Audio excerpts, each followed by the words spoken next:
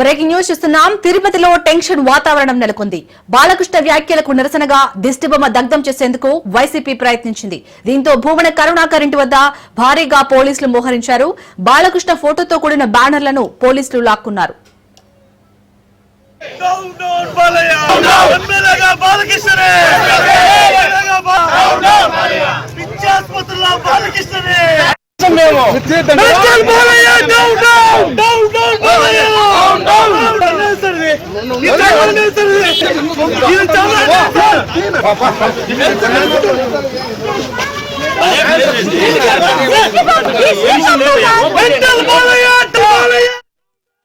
తిరుపతిలో టెన్షన్ వాతావరణం నెలకొంది.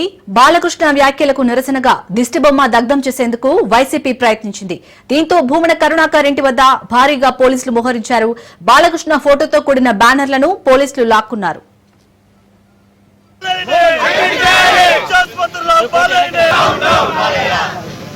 బాలయ్య